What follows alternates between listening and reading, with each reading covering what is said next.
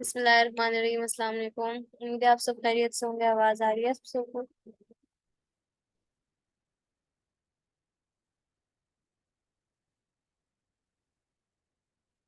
First of all, I would like to appreciate the students who have submitted their assignment, and some of the items were too good. Like, मैं उनके नाम वगैरह mention करना चाहूंगी क्योंकि माशाल्लाह बहुत अच्छा लिखा था सबने। एक अच्छी कोशिश की थी। अच्छा, इनका नाम आई गेस आयशा है। इन्होंने लिखा था strive for progress and not perfection. ठीक है, this one was too good.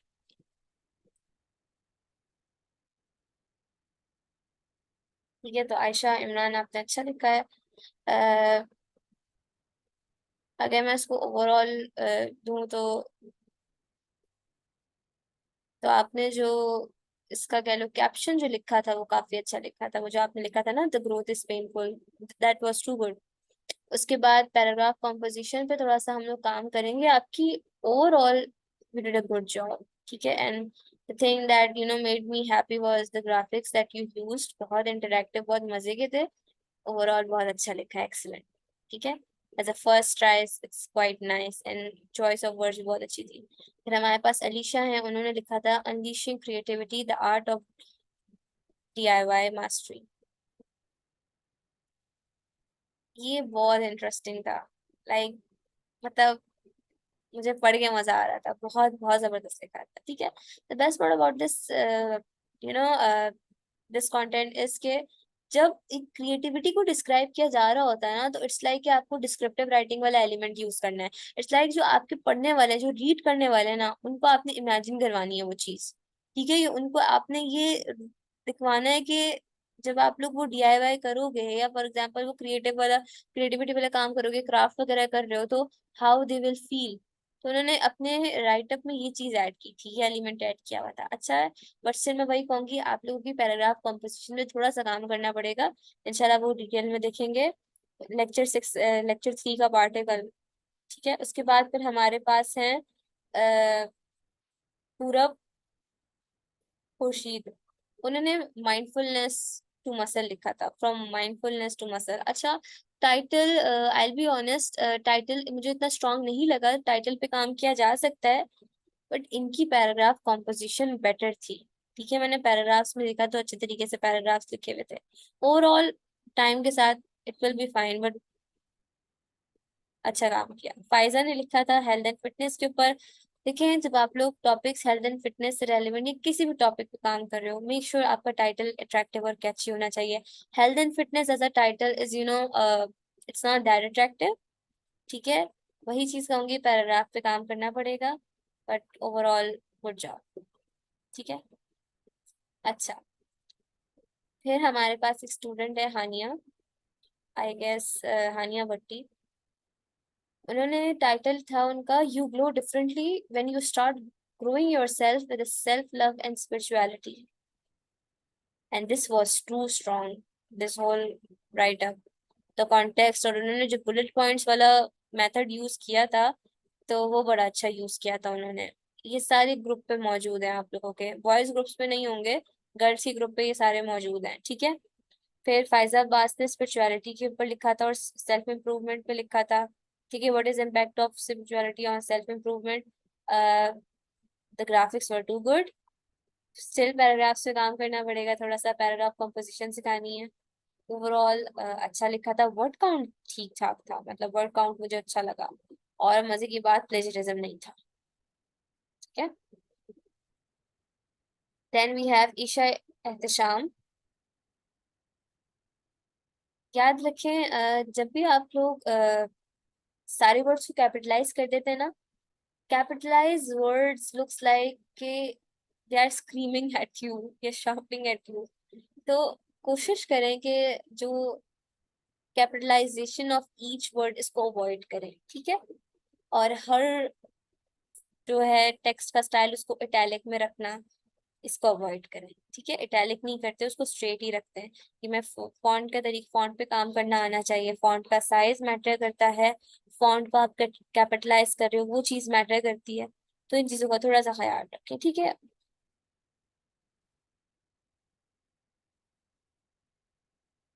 उसके बाद फिर हमारे पास हाजरा आलम ने लिखा था, nothing can dim the light that shines from within, the title was too strong and the graphics were good too. Still paragraphs पे काम करना पड़ेगा, but overall did a great job. इन्होंने बहुत प्यारा लिखा था। ठीक है, तो जबरदस्त हाजरा, बहुत अच्छा लिखा है।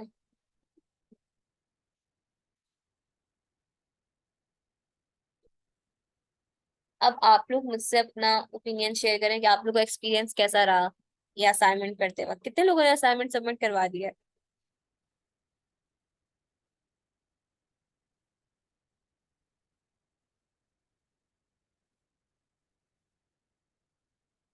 ठीक है, कोई मसला नहीं, आप नेक्स्ट वीक सबमिट करवा देगा। This is not the SCO class. Excellent, जबरदस्त। अभी मैंने कुछ स्टूडेंट्स के नाम लिए हैं, आप सबके असाइनमेंट्स चेक होंगे, आप सबको रिव्यूज वगैरह मिलेंगे, ठीक है। तो overall I would like to appreciate जिन्होंने असाइनमेंट सबमिट करवाए, कोशिश भी किया ना लिखने की, जबरदस्त काम किया। ठीक है, आहिस्ता आहिस्ता सारी चीजें खुद इंशाल्लाह राइटिंग स्टाइल आप लोगों का इम्प्रूव होगा। आज का जो हमारा टॉपिक है ना, it's going to be about writing style को इनहेंस करना, फ्रीलांसिंग में किस तरीके से काम करना है एज अ कंटेंट राइटर, और नीश सिलेक्शन कैसे करते हैं, नीशेस पे काम किस तरीके से किया जाता है। ठीक है, तो ये हम लोगों ने फर्स्ट लेक्चर में पढ़ लिया था कि the things that you wanna work on is the vocabulary, उसके लिए thesaurus यूज करो, ग्रामर के लिए यूज ग्रामरली, एंड ओवरऑल मैं to be very honest, grammar अच्छी करने के लिए sentence structures, verbs, adverbs, nouns, pronouns, और ये चीजें ना अपनी तरह स्ट्रांग रखो, डायरेक्ट इनडायरेक्ट वगैरह। ठीक है, और पता है अब आप लोग इस टाइम पर हो ना कि अगर आप लोग सिर्फ यूट्यूब ओपन करो या गूगल ओपन कर लो, सब वहां पर मौजूद है। और आजकल के टाइम में इंग्लिश ग्रामर सीखना बिल्कुल मुश्किल नहीं है, ग्रामर सीखी जा सकती है, थोड़ा सा अपने ऊपर टाइम दें। ठीक है, सिर्फ ग्रामरली पे डिपेंड मतलब डिपेंड ना करें, ट्राई कि आप अपने इंग्लिश पे तो थोड़ा सा इंडिपेंडेंट हो, खुद से थोड़ा सा इम्प्रूव करो। क्रिएटिविटी का लेक्चर सारा कल का है, जिसमें आप लोग को सिखाया जाएगा कि नॉवल राइटिंग्स में या स्टोरी टेलिंग में किस तरीके से काम किया जाता है। बड़ा इंटरेस्टिंग सा लेक्चर है कल का। क्वालिटी आप लोगों का लेक्चर 4 में आएगा, और रिसर्च जो है वो आप लोगों की चलती रहेगी। ठीक है ना। आप सबने नोटिस किया होगा कि जब आप लोगों ने ब्लॉग लिखा ना, तो आप लोगों ने ब्लॉग लिखने से पहले आप सबने इंटरनेट पे जाके थोड़ा बहुत कंटेंट पढ़ा होगा, या आप सबने थोड़ा बहुत जो है इंफॉर्मेशन इंटरनेट से ली होगी, एक आइडिया बिल्ड किया होगा, और ये एक्सप्लोर किया होगा कि दूसरे राइटर्स ने किस तरीके से जो है ना लिखा हुआ है।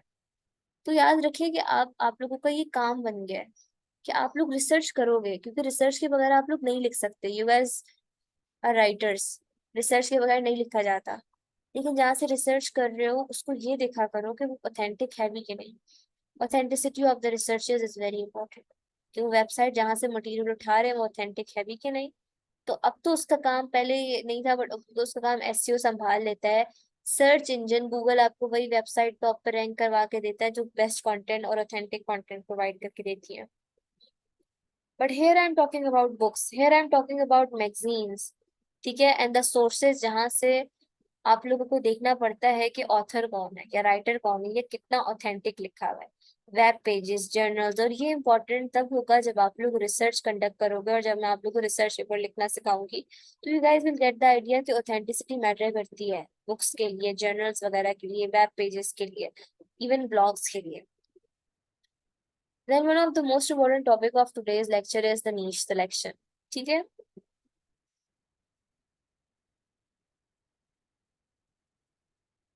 अ, जब आप लोग एआई से कॉपी करके पेस्ट करते हैं ना चैट जीपीटी से, तो मजे की बात यह है कि पढ़ते वक्त पता चल जाता है कि एआई जनरेटेड है। The tone, AI experts you know they get the idea कि कौन सा एआई जनरेटेड है, ह्यूमन जनरेटेड है। ह्यूमन जनरेटेड होता है ना, लगता है पता, क्योंकि उसमें इमोशंस होते हैं, उसमें एक इमोशंस को एक्सप्रेस किया गया होता है। एआई काफी अच्छे तरीके से काम कर रहा है। I'm also working on ChatGPT and I know that how give it a command और कैसे वो वर्क करता है।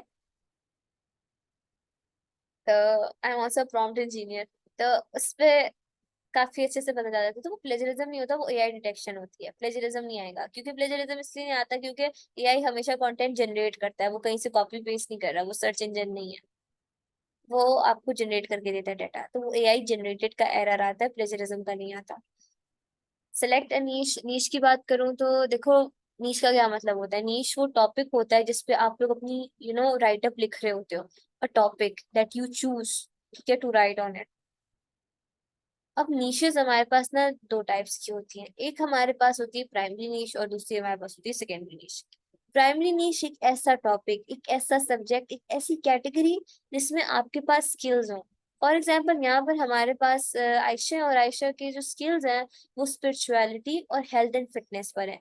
तो आयशा कहेंगे कि ये मेरी प्राइमरी नीश है, क्योंकि मेरे पास इस सब्जेक्ट या इस टॉपिक के ऊपर स्किल्स हैं, ठीक है। अब हमारे पास जो है अनीसा है, वो कहेंगे कि नहीं मुझे आर्टिफिशियल इंटेलिजेंस पे कमांड है अच्छी। या हमारे पास जो है आमना कह सकती है कि मुझे आर्टिफिशियल इंटेलिजेंस अच्छे तरीके से आती है। तो उनके पास उस सब्जेक्ट की कमांड है, ठीक है। फॉर एग्जाम्पल ले लेते हैं कि हमारे पास जो है फिजा है, वो मेडिकल स्टूडेंट है। अब फिजा की क्या सब्जेक्ट है? मेडिसिन। उनको हेल्थ से रेलिवेंट और फिटनेस से रेलिवेंट और हेल्थ की डिफरेंट चीजें, डिजीजेस से रेलिवेंट जितना भी कंटेंट लिखवा लोगे बहुत आराम से लिख लेंगे, क्योंकि उनकी फील्ड है, उनका सब्जेक्ट है, उनकी प्राइमरी नीश है वो। लेकिन अगर फिजा को कोई क्लाइंट आके बिजनेस से रेलिवेंट टॉपिक दे दे कि आपने मार्केटिंग के ऊपर लिखना है या बिजनेस के ऊपर लिखना है, तो शी विल हेसिटेट, क्योंकि वो उनकी प्राइमरी नीश नहीं है, वो उनकी सेकेंडरी नीश होगी।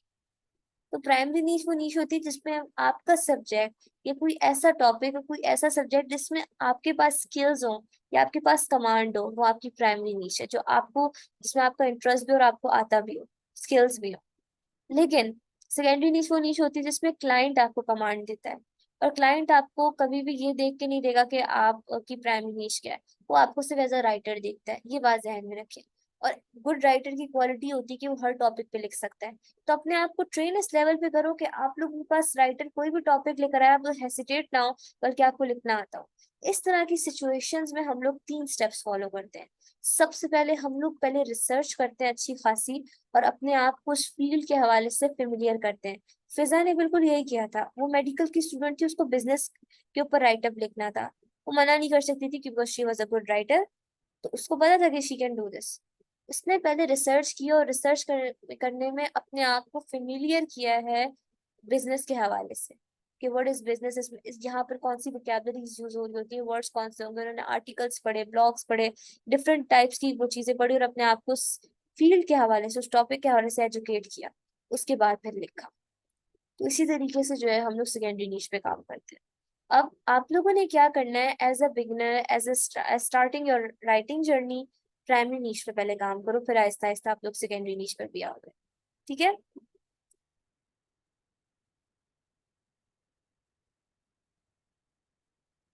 सर यू मेडिकल स्टूडेंट, वैसे मैंने अंदाजा, आई जस्ट चलो आई गेस्ड इट राइट। सब निशेस, वो निशेस आप लोगों को यहाँ पर दी हुई हैं जो बहुत ज्यादा पॉपुलर है और जिनकी डिमांड कभी कह लो डिक्रीज नहीं हो सकती। फर्स्ट वी हैव मेडिसिन, ठीक है। मेडिसिन एक ऐसी फील्ड है, एक ऐसी नीश है जिसकी डिमांड कभी कम नहीं होगी, क्योंकि everyone wants to know about their health, everyone wants everyone gets curious about health and this kind of stuff. तो मेडिसिन और हेल्थ और फिटनेस, फूड, डाइट, न्यूट्रिशन और इस टाइप के कंटेंट कभी वो नहीं होते, उनकी वैल्यू हमेशा रहती है। बिजनेस इज वन ऑफ, कह लो कि बिजनेस एंड मार्केटिंग आजकल का सबसे, कह लो कि जो हाइप ऑफ टॉपिक है, एआई है, बिजनेस है और मार्केटिंग है। बिजनेस और मार्केटिंग पे लोग गाइड कंटेंट पढ़ते हैं, लोगों को पढ़ना अच्छा लगता है, लोग को गाइडेंस चाहिए होती है स्मॉल बिजनेस वगैरह के ऊपर या मार्केटिंग स्ट्रेटजीज के ऊपर। या लोग आजकल ये बहुत पढ़ रहे हैं कि सोशल मीडिया मार्केटिंग क्या है, ठीक है। उसके बाद फिर हमारे पास फोर्थ कैटेगरी आ जाती है इंफॉर्मेटिव कंटेंट, वो कंटेंट जिसमें आप लोगों को किसी स्पेसिफिक चीज के बारे में इंफॉर्मेशन प्रोवाइड कर रहे होते हैं। फॉर एग्जांपल आप किसी डिजीज के बारे में ऑडियंस को इंफॉर्मेशन प्रोवाइड कर रहे हो, किसी इलेक्ट्रॉनिक गैजेट के हवाले से इंफॉर्मेशन प्रोवाइड कर रहे हो, या कुछ आर्टिकल्स होते हैं जिसमें आप लोग देख सकते हो कि चैट जीपीटी या आर्टिफिशियल इंटेलिजेंस के हवाले से इंफॉर्मेशन जो है वो दी गई होती है। तो हमारे पास fourth category informative type of blogs और कंटेंट आ जाता है, ठीक है, जिसमें you wanna share some sort of information with your audience. Then fifth, we have a reporting content. अब रिपोर्टिंग कंटेंट में क्या करना होता है, रिपोर्टिंग कंटेंट जो है ना थोड़ा जर्नलिज्म से रिलेटेड है। आप लोगों ने डॉन न्यूज या जियो या एयरवाई न्यूज की वेबसाइट्स कभी जाके देखेगा, वहां पर ऐसा कंटेंट लिखा जाना जो रिपोर्ट कर रहा होता है या जो किसी स्पेसिफिक इंसिडेंट या स्पेसिफिक केस को हाईलाइट कर रहा होता है। इसको ऐसे समझो कि फॉर एग्जांपल कोविड का सिनेरियो। कोविड में डेली बेसिस पे thousands of articles, reporting articles publish होते थे डिफरेंट वेबसाइट्स पर। और उसमें क्या लिखा होता था? रिपोर्टिंग कंटेंट होता था कि आज कितने लोगों की डेथ हो गई, डेथ रेट कितना रहा, इकोनॉमी किस तरफ जा रही है, कितने लोगों को कोविड डिटेक्ट हुआ है, कितने लोग मर गए हैं, कितने लोगों को सिम्टम्स आ रहे हैं। ठीक है, एजुकेशन का क्या चल रहा है, वैक्सीन का क्या हुआ, ये सारा रिपोर्टिंग कंटेंट होता है। इसमें आप स्पेसिफिक सिचुएशन के हवाले से, किसी केस इंसिडेंट के हवाले से रिपोर्ट कर रहे होते हो ऑडियंस को। Six, we have a guide post, the guide content. Guide content सबसे ज्यादा पढ़े जाने वाला कंटेंट है। ये टाइप है ब्लॉग की, गाइड ब्लॉग, जिसमें आप ऑडियंस को step by step, heading by heading किसी स्पेसिफिक टॉपिक के ऊपर गाइड करते हैं। ठीक है, कोई भी टॉपिक हो सकता है, कुकिंग हो सकता है, मेकअप हो सकता है, आर्ट हो सकता है, कोई एजुकेशन की फील्ड हो सकती है, प्रोग्रामिंग हो सकती है, कुछ भी हो सकता है। ठीक है, सो द गाइड पोस्ट कह लो कि सबसे ज्यादा पढ़े जाने वाला है। इसके लिए मैं आप लोगों की वेबसाइट भी दिखाऊंगी। आप लोगों में से कितने लोगों को रीडिंग का बिल्कुल शौक नहीं है, जो बिल्कुल मेरी तरह है, या जिनको रीडिंग नहीं पसंद? अच्छा नहीं, सवाल पूछते हैं, आप लोगों में से कितने लोगों को रीडिंग का शौक है?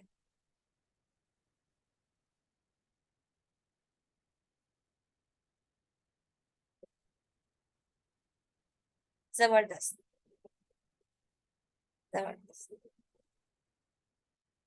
ठीक है, 50-50, गुड। अच्छा, बिल्कुल शौक नहीं है, ठीक है।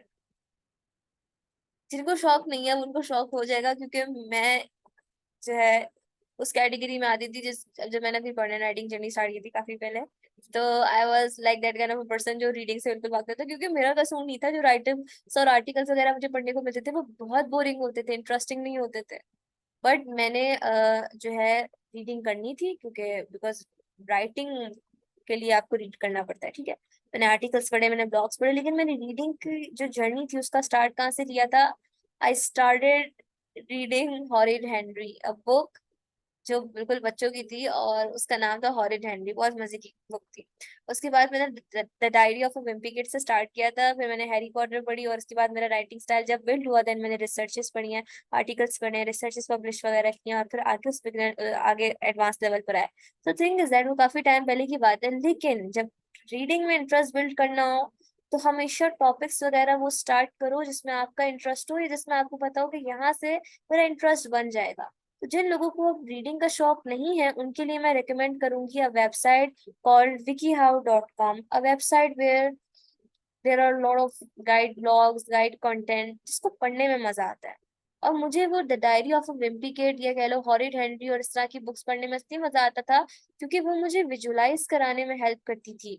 या मुझे हैरी पॉटर पढ़ने में इसलिए मजा आया था क्योंकि मैं उसमें डिस्क्रिप्टिव टेक्स्ट इतना स्ट्रांग यूज होता है ना कि रीडर उस चीज को विजुलाइज करने लगता है। या आप लोगों को कल का लेक्चर का पार्ट है क्रिएटिव राइटिंग का, इंशाल्लाह आपसे सिखाऊंगी वो भी डिटेल में। सो इसका हरगिज़ ये मतलब नहीं होता कि अगर आपका रीडिंग का शौक नहीं है तो कभी बिल्ड नहीं हो सकता। रीडिंग का शौक इसलिए नहीं क्योंकि आपको अच्छा कंटेंट पढ़ने को नहीं मिला। जब अच्छा कंटेंट पढ़ने को मिलता है ना, हर कोई रीड करता है। ठीक है, तो उनके लिए I am gonna share a website with you guys, बहुत जबरदस्त वेबसाइट है, वो मैं आप लोगों को दिखा देती हूँ। Let me open this the website for you guys, wikihow.com। वहां पर सारा गाइड कंटेंट आप लोगों को मिलेगा।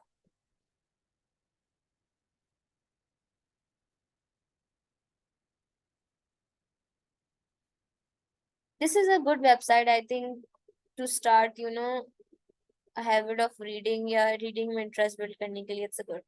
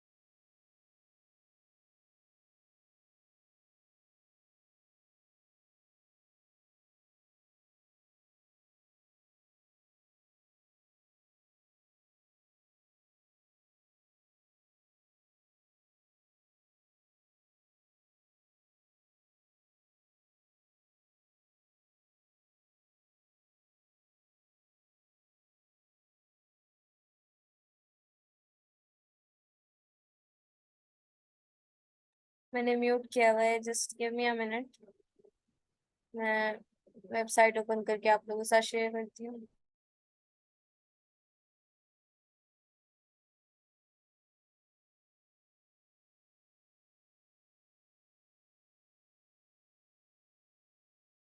So this is a website wikihow.com।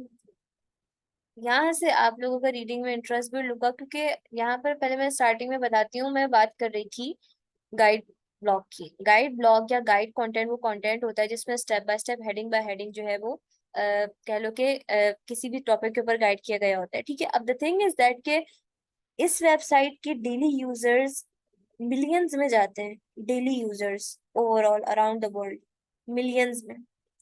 इसमें वेबसाइट में ऐसी बात है उसमें है इसकी विजुअल्स, इसकी graphics, at the same time इनका राइटिंग मेथड बहुत स्ट्रांग होता है। यहाँ पर जितने भी राइटर्स आकर अपना कंटेंट पब्लिश करके जाते हैं उनको पता है कि थीम क्या है। You have to be good with visuals. आपका राइटिंग मेथड स्ट्रांग होना चाहिए। राइटिंग मेथड स्ट्रांग करने के लिए पैराग्राफ कॉम्पोजिशन स्ट्रांग होनी चाहिए। तो आप लोग अगर अपना रीडिंग में इंटरेस्ट बिल्ड करना चाहते हो और अपनी राइटिंग अच्छी करना चाहते हो, you can just simply explore this website, it's quite helpful. ठीक है, काफी अच्छी है। किसी भी टॉपिक के ऊपर आप लोग सर्च करोगे, आप लोगों को यहाँ पर गाइड कंटेंट मिल जाएगा। ठीक है, तो guide blog is like heading by heading, step by step किसी भी टॉपिक के ऊपर गाइड करना। ठीक है, जैसे for example how to start a blog, और how to lose weight in 1 week, और इस तरह के जितने भी कंटेंट होता है। फ्रीलांसिंग काफी हाइप में है ये topic. Technology technology AI artificial intelligence, ये टॉपिक भी काफी हाइप में है। मतलब अगर आप लोग टेक्नोलॉजी पे लिखना चाहो तो लिख सकते हो। क्रिप्टो करेंसी भी अच्छा टॉपिक है, but finance, world economics and history, ये 3 ऐसे टॉपिक्स हैं जो बहुत ड्राई हैं। मतलब कह लो कि इन टॉपिक्स पे ऑडियंस 20% आ जाएगी, बाकी 80% जो है वो नहीं आएगी। So thing is that choose your topic wisely, इसमें आपका भी इंटरेस्ट हो और वो आपके लिए बेनिफिट भी हो, आपके लिए प्रॉफिटेबल भी हो। ठीक है, उसके बाद if I talk about the profitable niches, इसका मतलब ये है कि इसका ऐसे समझो, मेरे हमारे पास ना 2 राइटर्स हैं। ठीक है, कंटेंट राइटर्स। एक राइटर को ये काम मिलता है कि आपने बिजनेस के लिए सेल्स कॉपी लिखनी है, और दूसरे राइटर को ये काम दिया जाता है कि आपने एक कॉलेज स्टूडेंट के लिए असाइनमेंट बनाना है। आप लोग बताओ कि प्रॉफिट किसको ज्यादा हुआ, उस राइटर को जिसने एक बिजनेस के लिए सेल्स कॉपी लिखी थी, या उस राइटर को जिसने एक कॉलेज स्टूडेंट का असाइनमेंट किया था? ऑब्वियस सी बात है, बिजनेस, जिसने बिजनेस के लिए सेल्स कॉपी लिखी थी। क्योंकि बिजनेस का जो पे करने का जो कह लो कि मार्जिन होगा वो ज्यादा होगा as compared to college student. वो खुद अर्न नहीं कर रहा, वो आपको कितना परसेंट पे कर पाएगा अपनी पॉकेट मनी से?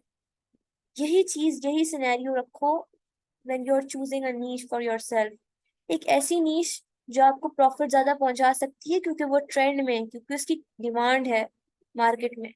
और एक वो नीश जिसकी डिमांड नहीं है, for example world economics, finance, तो प्रॉफिट तो उन्हीं फील्ड्स को होगा ना जिनकी डिमांड थी। लेकिन इसका हरगिज ये मतलब नहीं है कि अच्छा राइटर ना किसी भी ड्राई टॉपिक को भी क्रिएटिव और इंटरेस्टिंग बना सकता है। It's all about your writing style, ये मेरा मानना है। ये मैं अपनी स्टूडेंट्स को स्टेटमेंट देती हूँ कि टॉपिक को क्रिएटिव बनाना, ड्राई से ड्राई टॉपिक को क्रिएटिव बना लेना, उसको इंटरेस्टिंग बना लेना, ये वो स्किल है जो हर राइटर में नहीं होता। ठीक है, बोरिंग से बोरिंग टॉपिक को इस तरीके से विजुअलाइज कराना, इस तरीके से दिखाना कि पढ़ने में मजा आए। ठीक है, सो जो कह लो कि अल्टीमेट गाइड पोस्ट हैं या केस स्टडीज हैं या मार्केटिंग ब्लॉग पोस्ट है, टेक्नोलॉजी ब्लॉग पोस्ट है, ये 4 वो टॉपिक्स हैं जिनकी बहुत हाइप है मार्केट में, जिनकी कह लो कि पढ़े जाते हैं। ये अल्टीमेट गाइड कंटेंट पढ़ा जाता है किसी भी टॉपिक पर हो आप। अब वो आप टेक्नोलॉजी के हवाले से गाइड कर रहे हो, मेकअप के हवाले से, हेल्थ के हवाले से गाइड कर रहे हो, गाइड कंटेंट पढ़ा जाता है। आप लोगों का नेक्स्ट असाइनमेंट भी इसी से रेलिवेंट होगा।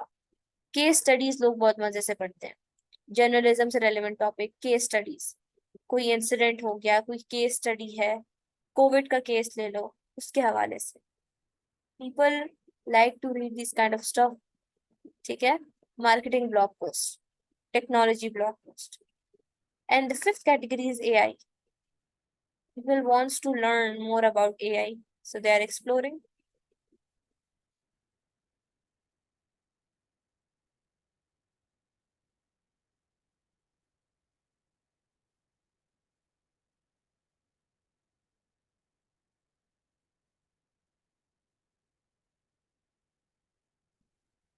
So I am sharing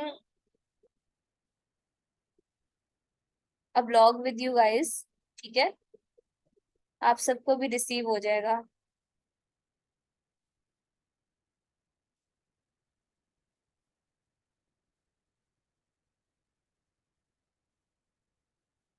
सबके पास रिसीव हो गया। अब आप लोग उसको ओपन करके देखो और आप लोगों को आइडिया मिल जाएगा कि गाइड कंटेंट लिखा कैसे जाता है। Just open it.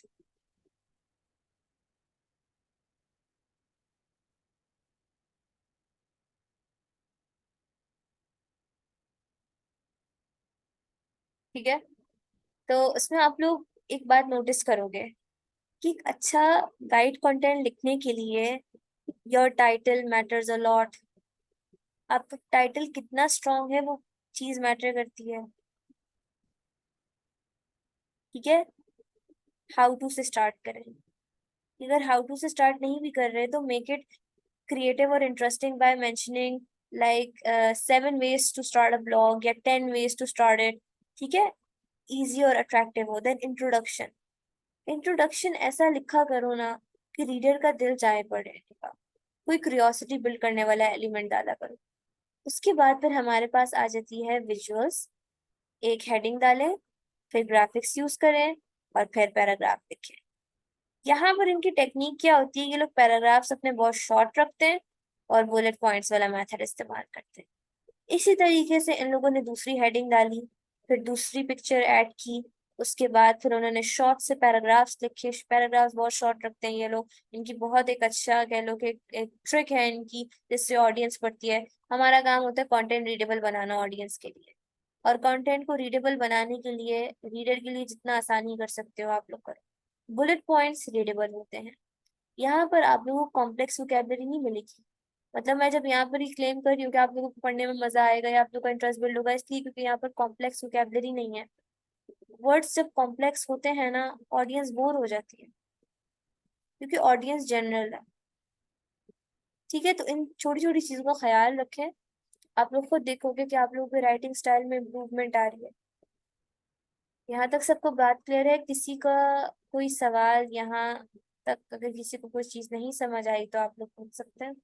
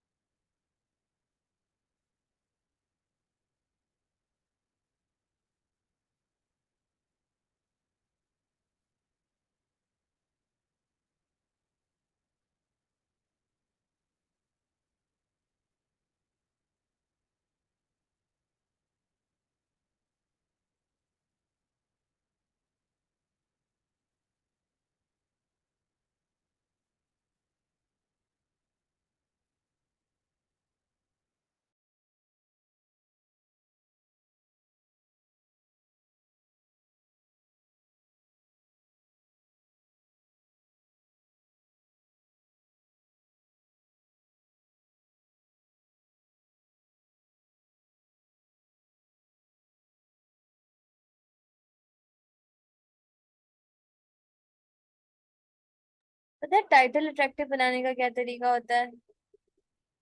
Start reading with the book covers. आप कभी सुपरमार्केट विजिट करें या कभी आप किसी बुक स्टोर विजिट करें और आप वहां पर बुक कवर्स के टाइटल्स को पढ़ें, वहां से आइडियाज मिलेंगे। अच्छा, फिर एक और तरीका ये होता है हेडिंग्स को इंटरेस्टिंग बनाने का। नहीं, ऑडियंस को कैजुअल नहीं चाहिए। ऑडियंस को ना ऐसे टाइटल्स चाहिए जो क्यूरियोसिटी बिल्ड करें। क्यूरियोसिटी बिल्ड कब होती है? जब ऑडियंस को लिस्ट हेडिंग मिले, स्टेप बाय स्टेप हेडिंग्स मिले। ऐसी हेडिंग जिसमें लिस्ट की कैटेगरी में या स्टेप बाय स्टेप की कैटेगरी में ऑडियंस को गाइड किया गया हो, उनको वो चीज अट्रैक्ट करती है। फिर ऑडियंस को ये भी अट्रैक्ट करता है कि for example high click through headlines. High click through headlines ऐसी होती हैं जो इमोशनल कनेक्शन बिल्ड कर रही होती हैं, या जो अर्ज क्रिएट कर रही होती हैं। ठीक है, for example like this one, let me show you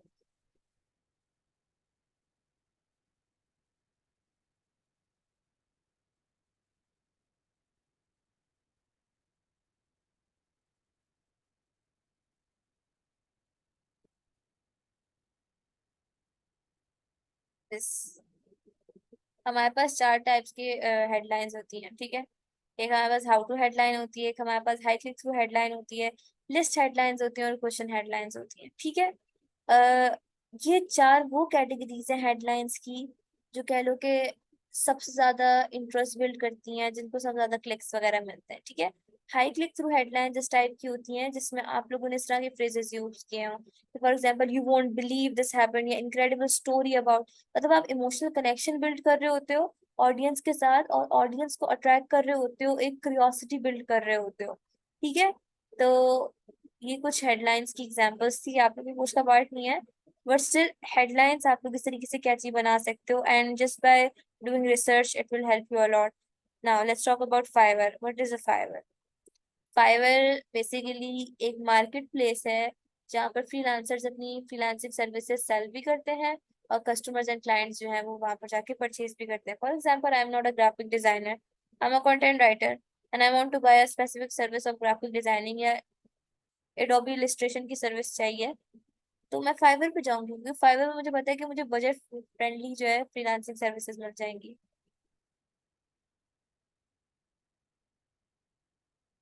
ठीक है। So let's visit Fiverr. आप सबको पता होगा, आप सबने फाइवर को देखा होगा, एक्सप्लोर किया होगा। जो चीज़ मैं बताना चाह रही हूँ कि फाइवर पे गिग कैसे बनानी है और फाइवर पे किस तरीके से काम करना है, फॉर दैट आप लोग देख सकते हो कि जितने भी सारे सेलर्स वगैरह हैं, फाइवर पे काम करने के लिए ना सबसे पहली टिप ये है कि अपना अकाउंट स्ट्रांग बनाओ। अकाउंट स्ट्रांग बनाने के लिए आपकी प्रोफाइल पर आपकी अपनी पिक्चर होनी चाहिए। अगर आप प्रोफाइल पे अपनी पिक्चर नहीं लगाना चाह रहे, या कुछ हमारे पास ऐसी फीमेल्स होती है जो नहीं पुट करना चाहती picture, I totally respect that, उसके लिए आप लोग एक लोगो डिजाइन करो, और उस लोगो पर आपका अपना नाम होना चाहिए, और उसको इतना प्रोफेशनल लुक दो, इतना अच्छा लुक दो कि लोगों को पता लगे कि जिनसे हम काम करा रहे हैं वो ऑथेंटिक है, ठीक है। तो आप लोग लोगो डिजाइन करके लगा सकते हो कैनवा पे। उसके बाद जब गिग बना रहे हो, तो गिग बनाने के लिए, गिग क्या होता है? गिग फाइवर में आप, जैसे आप सबको ये चीजें नजर आ रही हैं, ये 1500 में ये सर्विस है, 31,000 में ये सर्विस है, 3,000 में ये सर्विस है। थिंग इज दैट कि ये होती हैं गिग्स जो मार्केट प्लेस पे लगी हुई होती है, ठीक है, जो यूजर्स को या क्लाइंट्स को नजर आती है। गिग्स को बनाने के लिए सबसे पहली चीज होती है कि आप जो बेस्ट सेलर्स हैं, उन बेस्ट सेलर्स की जो है गिग्स को एक्सप्लोर करें,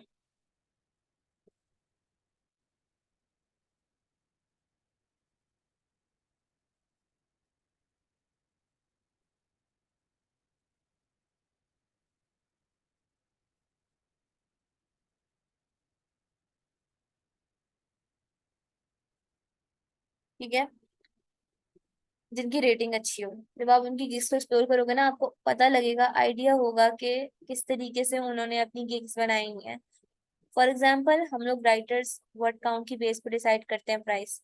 500 वर्ड्स का ये चार्ज करिए 4756, 1000 वर्ड्स का चार्ज करिए 9512, और 512 19,000 2000 वर्ड्स का। ये तरीका होता है, क्योंकि जब आप लोग एज अ बिगनर जब स्टार्ट कर रहे होते हो ना फाइवर पे काम, आप लोगों को प्राइसिंग का नहीं आइडिया होता, तो वर्ड काउंट की बेस पे जो है ये चीजें डिसाइड होती हैं, ठीक है। Blog writing, SEO blog writing होती है, वो भी इंशाल्लाह करना सिखाऊंगी। गिग बनाओ तो गिग बनाते वक्त जो है अपने राइटअप्स की एग्जाम्पल काइंडली जो है अपलोड कर दो, वहाँ लास्ट में एक ऑप्शन होता है, ठीक है। अगर आप इतना एक राइटअप अपलोड कर देते हो, तो उससे होता है ये कि राइटर को आपके, सॉरी, क्लाइंट को आपके राइटिंग स्टाइल का आइडिया हो जाता है, ठीक है। फिर हमारे पास वर्ड काउंट आ जाता है, डिलीवरी आ जाती है, डिलीवरी कितने दिन में हो रही है, रिवीजन्स। रिवीजन्स होते हैं कि आप कितने टाइम्स उस चीज को रिवाइज करोगे, या फॉर एग्जांपल अगर क्लाइंट आपसे बोलता है ना कि नहीं इसको रीचेक करें, या इसमें ये चीज ऐड कर दें, या ये चीज ठीक नहीं आ रही, तो उसमें आप उसको लिमिट बता देते हो कि मैं एक टाइम सिर्फ रिवाइज करूंगी, या मैं एक टाइम सिर्फ चेक करूंगी, या 4 टाइम विद रीजंस वगैरह। ठीक है, एक ये चीज ये भी आती है। फिर जब भी गिग के हवाले से लिखें तो गिग को अट्रैक्टिव बनाने के लिए इसकी डिस्क्रिप्शन अच्छी लिखो। इसकी डिस्क्रिप्शन ऐसी लिखो कि रीडर को ना ट्रस्ट हो जाए कि यार ये हमारी सर्विस, इनकी सर्विस अच्छी है और ये हमारा काम कर देंगे। उसके लिए keep your paragraph short and concise. Always make sure कि जब आप लोग गिग की डिस्क्रिप्शन लिखो, पैराग्राफ शॉर्ट रखना।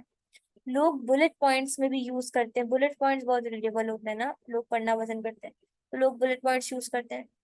वो बुलेट पॉइंट्स में ये चीज लिखते हैं कि अगर आप हमारी ये सर्विस परचेज करेंगे तो आपको ये फायदे होंगे। फॉर एग्जांपल, अगर आप मेरी एसईओ राइटिंग जो है की सर्विस जो है बाय करेंगे, तो आपको प्रूफ रीड कंटेंट मिलेगा, एसईओ फ्रेंडली कंटेंट मिलेगा, कीवर्ड रिसर्च मिलेगी, ठीक है, स्ट्रॉन्ग कंटेंट मिलेगा। तो वो बुलेट पॉइंट्स में एक्सप्लेन करते हैं जिस जो सर्विस उनको रिजल्ट प्रोवाइड करेगी। उसके बाद फिर there is one more thing, that is your profile description. इस पे लोग बहुत बड़ी गलती कर जाते हैं। वो करते क्या है कि वो लोग अपनी प्रोफाइल डिस्क्रिप्शन में अपनी डिग्रीज के बारे में बता रहे होते हैं। देखिए, अगर आपकी डिग्री आपकी उस स्किल से रेलेवेंट है तो जरूर बताएं। कोई इंग्लिश लिटरेचर की डिग्री में होगा, कोई उससे एसईओ या मार्केटिंग या बिजनेस की है, तो जरूर बताएं क्योंकि वो आपकी स्किल से रिलेट करती है। लेकिन अगर कोई मेडिकल का स्टूडेंट है, कोई मेडिसिन से रेलेवेंट है, कोई इस तरह की फील्ड बता रहा है जो उससे कोई लिंक नहीं है उसके स्किल का या उसकी सर्विस का, तो डोंट डू दैट। आप फ्रीलांसिंग प्लेटफॉर्म पे काम कर रहे हैं, आपके स्किल्स मैटर करते हैं, आपकी डिग्री नहीं। So everyone loves the content that brings a value to your business, and I love to make that happen. This is a quite catchy headline. Writing is my passion, and I'm serious about it. Be it a blog, articles, website, or copy, anything else, my motto is to create a lucrative writing that will hook your readers to the end. ठीक है, अब इससे उनका पता चल गया writing style, तो वो अपने स्किल के हवाले से एलेबरेट करिए। जब भी अपनी प्रोफाइल की डिस्क्रिप्शन लिखिए, आपका स्किल रिफ्लेक्ट होना चाहिए उस चीज से। आप सबको आवाज क्लियर आ रही है? यस, चलिए, I can do graphic designing too, okay. तो यस, ये स्किल है ना, आप लोग कुछ भी, आप लोग content writer can be a graphic designer, content writer can be a social media marketer, a content writer can be a copywriter too, a content writer can be SEO expert. So the skills are like, कोई degree नहीं है, skills है, उसमें आप कुछ भी सीख सकते हो। अच्छा, एक और चीज आप लोगों को बताना चाहूंगी कि हो सकता है आप लोगों के इस बार के असाइनमेंट्स ना लेट चेक हो, ठीक है, बिकॉज कुछ रीजंस की वजह से जो है आप लोगों को हो सकता है कि रिस्पांस लेट मिले। तो प्लीज बी पेशेंट। वैसे मैं कोशिश करती हूँ कि जितना जल्दी हो सके असाइनमेंट्स पे रिव्यूज दे दूँ, फौरन आप लोगों को मिल जाते हैं, लेकिन इस वीक जो है due to some reason I will be very busy. तो आई ट्राई माई बेस्ट के जितने असाइनमेंट चेक हो सकते हैं चेक हो, लेकिन इस वीक मेरे साथ थोड़ा सा कॉपरेट कर लेना, ठीक है। बाकी आगे इंशाल्लाह आप लोगों को जितने असाइनमेंट्स होंगे वो तो टाइम पे ही चेक होते हैं, वो टाइम पे ही चेक होंगे, ठीक है। तो it's a request from you guys कि kindly this week just cooperate, ठीक है। अगर लेट असाइनमेंट्स वगैरह मिल रहे हैं तो पैनिक ना क्रिएट करेगा, परेशान ना होगा। At the end of this course her assignment पे रिव्यू भी मिला होगा और सब चीजें आप लोगों की रेडी होंगी, ठीक है। So thank you so much for cooperating. So that's it for today's class. किसी का कोई सवाल, कोई चीज नहीं समझ आई हो आज के लेक्चर से रेलेवेंट, तो आप लोग पूछ सकते हैं। आज का टास्क ये है कि आप लोगों ने करना ये है, आप सब ने अपने व्हाट्सएप ग्रुप्स पे पहले अपना नाम लिखना है उस टेक्स्ट में, और नाम के नीचे आप लोगों ने अपनी सेलेक्टेड नीश लिखनी है, ठीक है। फॉर एग्जाम्पल यहाँ पर जैसे कि मैं आप सबको भेज के बता देती हूँ।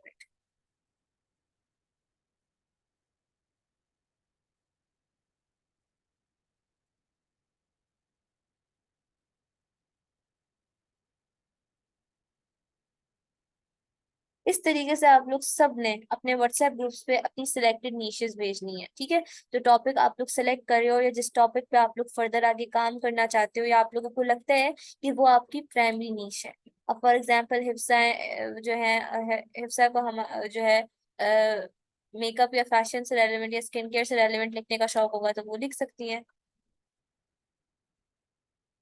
यार देखो, रैंक तब होती है ना जब आप कस्टमर एंड क्लाइंट के साथ काम करेंगे, तो रैंकिंग में फिर चीज आ जाती है। लेकिन जो स्टेप्स अभी छोटे छोटे मैंने बताए हैं उनको काइंडली फॉलो करें। ठीक है, असाइनमेंट आप लोगों को कल असाइन होगा, आज नहीं।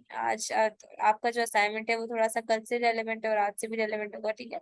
तो असाइनमेंट कल असाइन होगा। आज आप लोगों ने बस करना ये है कि सिंपल अपना नाम लिखें और अपनी सिलेक्टेड नीश जिस पे आप लोग काम करना चाहते हो, जिसमें आपका इंटरेस्ट है, वो आप लोग भेज सकते हो। टॉपिक कोई भी हो सकता है, it can be about mental health, it can be about parenting, childhood traumas, it can be about depression, anxiety। इस तरह के टॉपिक से नाम उसके सबसे ज्यादा चलने वाले हैं और लोग पढ़ना पसंद करते हैं ऐसे topics. So creativity, DIY, spirituality is a very good topic. Then फिर हमारे पास सोसाइटी के इश्यूज के हवाले से एआई है, टेक्नोलॉजी है, there are lot of. Cooking भी हो सकती है। अच्छा, आप बॉयज ग्रुप में होंगे, आपको मैं असाइनमेंट की इंस्ट्रक्शंस भेज दूंगी और काइंडली लेक्चर वन देख लेगा, तो आपको सारी चीजें समझ आ जाएंगी। ठीक है, लेक्चर वन नहीं देखेंगे तो प्रॉब्लम हो जाएगी, लेक्चर वन देख लें। और बाकी मैं आपको इंस्ट्रक्शंस वगैरह भेज देती हूँ असाइनमेंट से रेलेवेंट ग्रुप पर। ठीक है। तो अगर सर न्यू स्टूडेंट आया करें और अगर आप लोगों में से कोई पूछा करे ग्रुप पर, तो काइंडली एक दूसरे के साथ कॉपरेट करके रिस्पॉन्स दे दिया करें, उनको बता दिया करें। ठीक है। टेक केयर, अपना ख्याल रखिएगा। इंशाल्लाह नेक्स्ट क्लास में एक न्यू टॉपिक के साथ मुलाकात होगी कल की क्लास में। Thank you so much. किसी का कोई सवाल?